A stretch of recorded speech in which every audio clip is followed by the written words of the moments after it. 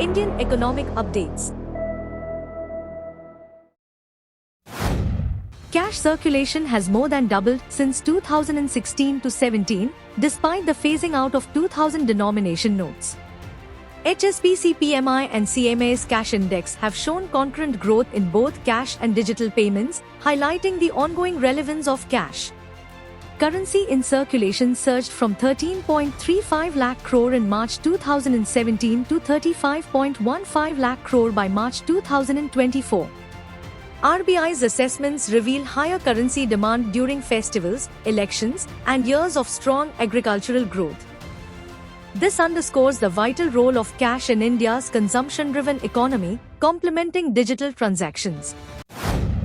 The government might need to reconsider tax incentives for units in Gujarat's International Financial Services Centre (IFSC) due to Pillar 2 of the Base Erosion Profit Sharing Framework, as per a Deloitte report.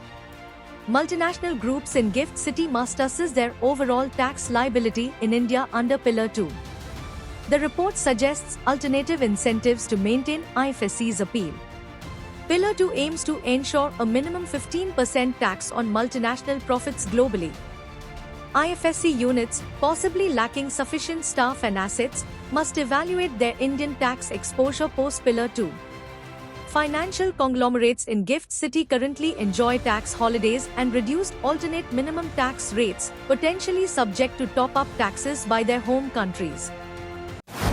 In the past fiscal year, 5 out of India's top 6 IT services companies, once renowned for massive yearly hiring, collectively reduced their workforce by 73,600.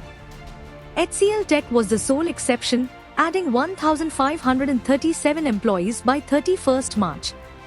This contrasted starkly with the previous year when the top 6 firms collectively hired over 86,500 due to increased demand post-pandemic.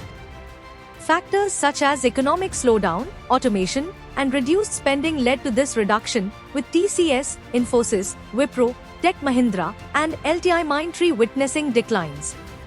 Despite revenue growth, companies focused on improving utilization, resulting in layoffs.